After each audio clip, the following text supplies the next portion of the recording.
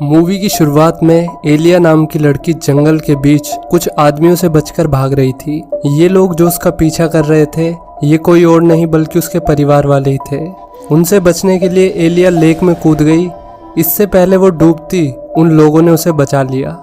इसके बाद बैंक का सीन दिखाते हैं जहाँ पर रैक्स नाम का बंदा लाइन में लगा हुआ था। यही मूवी का मेन कैरेक्टर है। लाइन में लगने का तो पता नहीं, पर ये अपनी क्रश मैडी पर लाइन जरूर मार रहा था कि तभी कुछ नकाबपोश लुटेरे बैंक के अंदर आ गए और आते ही उन्होंने सिक्योरिटी गार्ड को मार डाला। इस कांड के बाद बैंक में डर का माहौल छा गया। तभी रैक्स ने एक लेडी के बैग में गन देखी।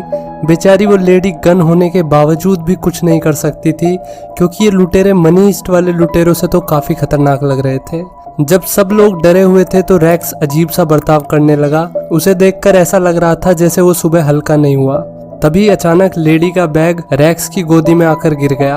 अब आएगा ना मजा बिडू। Wait what? सीन शिफ्ट होता है कोर्ट रूम में, जहाँ पर रैक्स के ऊपर मुकदमा चल रहा था बैंक के सभी लुटेरों को मारने का।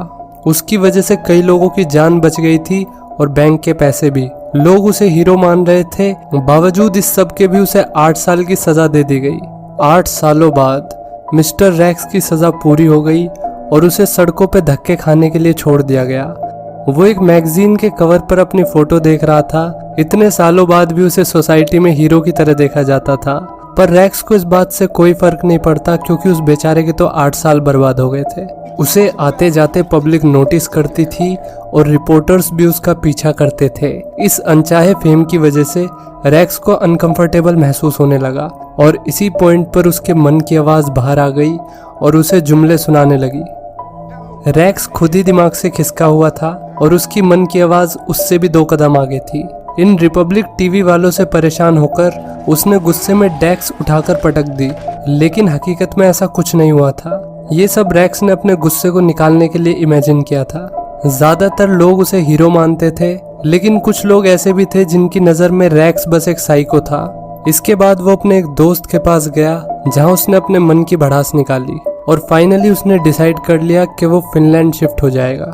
इसके बाद फॉरेस्ट में एक आदमी को दिखाया जाता है जो अपनी जान बचाकर भाग रहा था। जो लोग इस आदमी का पीछा कर रहे थे ये वही लोग थे जिन्हें शुरुआत में दिखाया गया था। इसका मतलब ये सभी घटनाएं फिनलैंड में घट रही थी, जहां पर रैक्स जाने वाला था।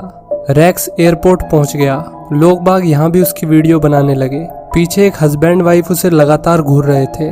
रैक्स इन सब से परेशान होकर वॉशरूम में चला गया। वहां पर भी वो हस्बैंड उसे घूरने आ गया था और जब रैक्स वापस आया तो वो लेडी उसे एक क्रीपी सी स्माइल पास कर रही थी। ये सब रैक्स को काफी अजीब लगा।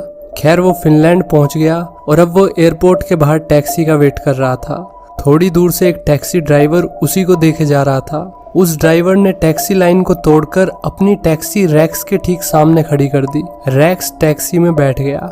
थोड़ी देर बाद ड्राइवर ने पीछे एनेस्थेटिक गैस रिलीज कर दी, जिसकी वजह से रैक्स कुछ ही देर में बेहोश हो गया। इसके बाद एक घर दिखाते हैं जहां पर एक नॉर्मल सी दिखने वाली फैमिली डिनर की तैयारी कर रही थी, लेकिन अक्सर जैसा दिखता है वैसा होता नहीं।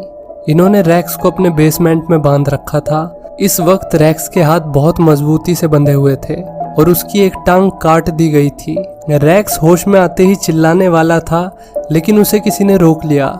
ये कोई और नहीं बल्कि उसकी मन की आवाज ही थी, जिसने रैक्स को शांत रहने के लिए कहा। इसके बाद रैक्स की मन की आवाज ने उसकी जगह चीख पुकार करके अपना गुस्सा निकाला। यहाँ तक कि उसकी मन की आवाज उससे ज्यादा स्मार्ट और डेंजरस थी। रैक्स की जिंदगी और मौत में उसकी अंदर की आवाज बहुत बड़ा किरदार निभाने वाली थी। मन की आवाज सारी सिचुएशन को डीपली एनालाइज करके इस नतीजे पर पहुंची कि उसकी किडनैपिंग के पीछे एयरपोर्ट वाले वे हस्बैंड और वाइफ थे जो उसे लगातार घूर रहे थे।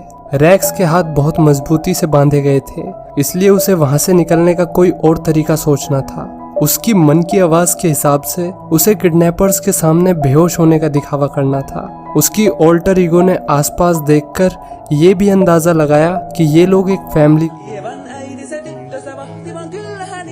इसी बीच साइको फैमिली के सभी लोग सो चुके थे सिवाय ओलावी के, जो फैमिली का सबसे छोटा बेटा था।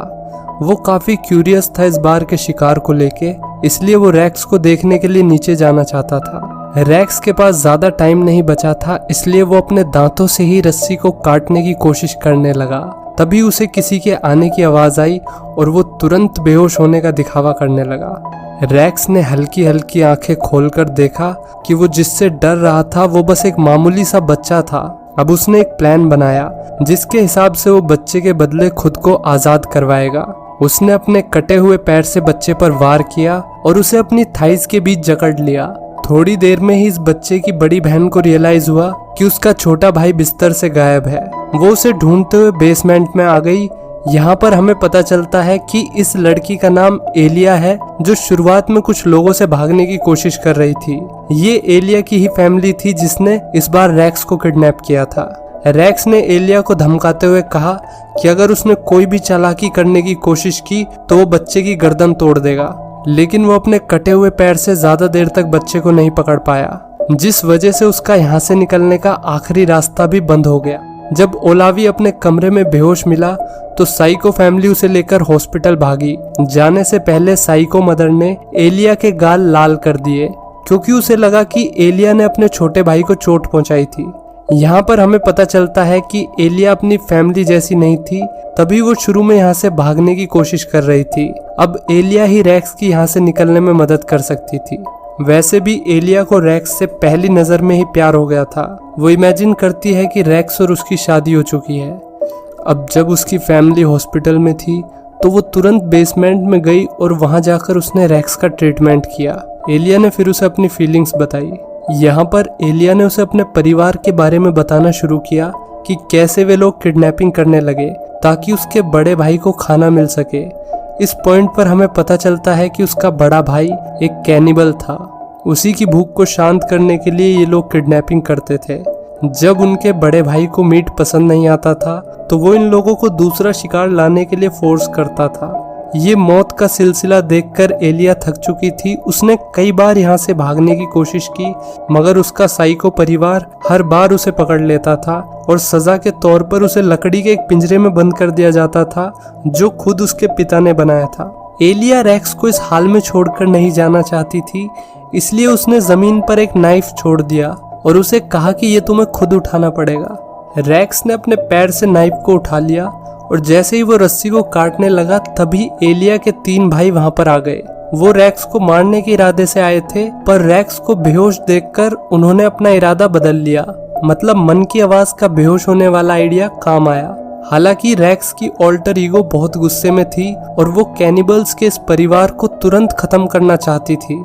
जल्द ही हमें पता चलेगा कि साइको फैमिली का पाला इस बार इनके बाप से पड़ा है। इसके बाद उन्होंने रैक्स के पैर पर गौर किया जिसकी मरहम पट्टी हो रखी थी। वे लोग तुरंत एलिया को ढूंढते हुए उसके रूम में गए, पर वो वहां पर नहीं थी, बल्कि वो तो बेसमेंट में ही छुपी हुई थी। तभी वे लोग दोबारा बेसमेंट में आ गए और एलिया को घसीटते हुए अपने साथ ले गए। इसके बाद रैक्स को बेहोश करने के लिए इंजेक्शन लगाया गया। बेहोशी की हालत में उसका सबकॉन्शियस माइंड 8 साल पीछे चला गया जब रैक्स बैंक में लुटेरों से लड़ रहा था। फाइनली हमें देखने को मिला कि रैक्स उस मोमेंट पर कितना ज्यादा खतरनाक हो गया था। उसने सभी लुटेरों को चुन चुन के मारा। उसे देखकर ऐसा लग रहा था जैसे उस वक्त उसकी ऑल्टर ईगो उस पर हावी हो चुकी थी। हालांकि वो अपनी ब्रूटैलिटी के बावजूद भी उस वक्त सबका हीरो बन गया था। फाइनली रैक्स ने अपनी लवर को भी बचा लिया। लुटेरा उससे बहुत डरा हुआ था, बावजूद उसके भी रैक्स ने उसे शूट कर दिया, जिस वजह से गलती से रॉबर की गन कबर्ड की तरफ चल गई और अनजाने में एक बैंक एम्प्लॉय की मौत हो गई जो वहां पर छुपी हुई थी। तो ये था रैक्स के जेल जाने का असली कारण। उसकी वजह से एक बेगुनाह इंसान की मौत हो गई थी। रैक्स की लंबी सजा के चलते मैडी ने उसके साथ अपने सारे रिलेशन खत्म कर दिए क्योंकि वो अपने 8 साल बर्बाद नहीं करना चाहती थी। तभी रैक्स को होश आ गया। उसने देखा कि साइकोपैथ उसका दूसरा पैर काटने की कोशिश कर रहा था। रैक्स ने उसे लात मारकर दूर किया, जिस वजह से वो एनेस्थीसिया का इंजेक्शन लेने के लिए भागा। अब रैक्स के पास बहुत कम टाइम बचा था। उसने एलिया के दिए हुए नाइफ से अपनी रस्सी को काटना शुरू किया। जैसे ही साइकोपैथ वहां पर आया, रैक्स ने नाइफ से उस पर हमला कर दी।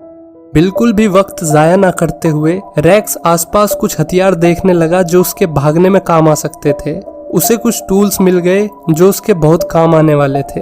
रैक्स ने अपने कटे हुए पैर में गोल्फ स्टिक फिट कर ली और धीरे धीरे वो बेसमेंट से बाहर आ गया। बाहर आते ही उसकी मन की आवाज ने एलिया को भी अपने साथ ले जाने के लिए कहा।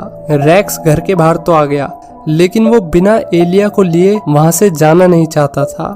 यहाँ पर ऐसा लग रहा था कि रैक्स और उसकी ऑल्टर ईगो ने एक बड़ा फैसला लिया है, जिसके बारे में हमें आगे पता चलेगा। जब दोनों हस्बैंड वाइफ घर लौटे तो वे घर के बाहर खून के धब्बे देखकर हैरान रह गए। इस वक्त उनके बच्चे सोए हुए थे। उन्होंने सबको किचन में इकट्ठा करके बहुत सुनाया, क्योंकि उन सबकी निगरानी के बावजूद भी रैक्स भाग चुका था। उन्हें डर था कि कहीं रैक्स ने पुलिस को सब कुछ न बता दिया हो और शायद अब वो पुलिस के साथ कभी भी यहाँ पहुँच सकता था। इसलिए उन्होंने घर को खाली करने का फैसला किया, लेकिन उनका प्लान फेल होते हुए दिख रहा था। रैक्स कहीं भागा नहीं था, बल्कि वो तो टेबल के नीचे उन सब के इकट्ठे होने का इंतजार कर रहा था। उसने नेल गन से सब पर हमला कर दिया। जैसे ही रैक्स ने नेल गन से साइको मदर को मारने की कोशिश की, गन ने काम करना बंद कर दिया। फिर रैक्स ने गोल्फ स्टिक से मदर के सर पर वार किया। साइको ब्रदर ने अपनी माँ को बचाने की कोशिश की, मगर रैक्स ने एक नाइफ से उसका काम भी तमाम कर दिया। एलिया ने पिंजरे में से ही अपनी माँ को मार डाला। इस सब खून खराबे के बाद भी वे आजाद नहीं थे, क्योंकि रैक्स को अभी एलिया के सबसे बड़े भाई का सामना करना था, जो एक जीता जागता मॉन्स्टर था। कैनिबल धीरे धीरे उसकी तरफ बढ़ रहा था। उसका शरीर एक शैतान की तरह बड़ा था। आखिर में रैक्स और कैनिबल के बीच में लड़ाई होती है। जैसे ही रैक्स ने रेफ्रिजरेटर का दरवाजा खोला, उसने देखा कि उसकी लेग अभी भी सही सलामत थी।